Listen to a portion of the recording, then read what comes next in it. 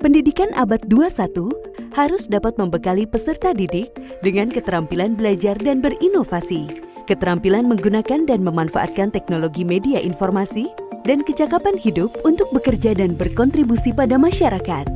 Keterampilan-keterampilan inilah yang dinamakan dengan konsep kecakapan hidup abad 21. Salah satu prasyarat untuk mewujudkan kecakapan hidup abad 21 adalah kemampuan literasi. Asesmen kompetensi minimum atau AKM dirancang untuk mengukur literasi membaca dan literasi matematika atau yang disebut numerasi.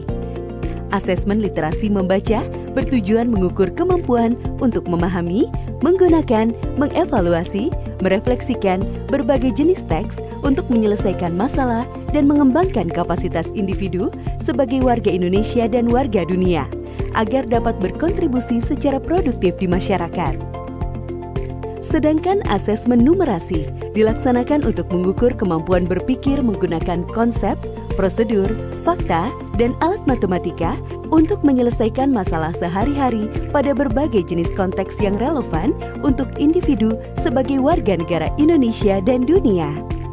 Komponen asesmen literasi membaca dan numerasi dapat dibagi berdasarkan konten, proses kognitif, dan konteks. Berdasarkan konten, asesmen literasi membaca mengujikan beragam teks yang bersifat informasi dan teks fiksi. Sementara asesmen numerasi mengujikan bilangan, geometri dan pengukuran, data dan ketidakpastian, serta aljabar. Berdasarkan proses kognitif dalam asesmen literasi membaca, murid diuji kompetensinya dalam hal menemukan informasi, menginterpretasi, dan mengintegrasikan isi teks, serta mengevaluasi dan merefleksikan isi teks dengan konteks lain di luar teks. Sementara itu, asesmen numerasi melibatkan proses pemahaman konsep, kemampuan penerapan konsep untuk masalah rutin, serta bernalar untuk menyelesaikan masalah non-rutin. Berdasarkan konteks, asesmen literasi dan numerasi yang diujikan kepada murid mengangkat konteks personal, sosial budaya, dan saintifik. Ada beragam bentuk soal dalam AKM. 1. Pilihan ganda. Murid hanya dapat memilih satu jawaban benar dalam satu soal. 2. Pilihan ganda kompleks. Murid dapat memilih lebih dari satu jawaban benar dalam satu soal. 3. Menjodohkan. Murid menjawab dengan cara menarik garis dari satu titik ke titik lainnya yang merupakan pasangan pertanyaan dengan jawabannya. 4. Isian singkat. Murid dapat menjawab berupa bilangan, kata untuk menyebutkan nama benda, tempat, atau jawaban pasti lainnya. 5. Uraian. Murid menjawab soal berupa kalimat-kalimat untuk menjelaskan jawabannya. Asesmen kompetensi minimum dilaksanakan berbasis komputer dan bersifat adaptif, sehingga pertanyaan yang disajikan bergantung pada kemampuan murid. Jika murid dapat menjawab benar, maka selanjutnya dapat diberikan soal yang lebih kompleks. Sebaliknya, jika murid menjawab salah, maka soal berikutnya adalah soal yang lebih sederhana.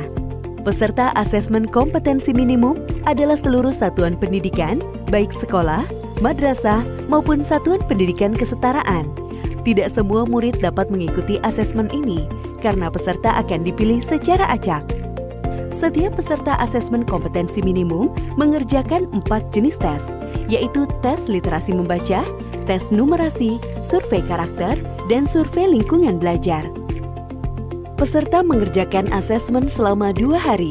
Untuk jenjang SD atau MI dan paket A, asesmen dilaksanakan selama 75 menit per sesi tes dan pengisian angket selama 20 menit.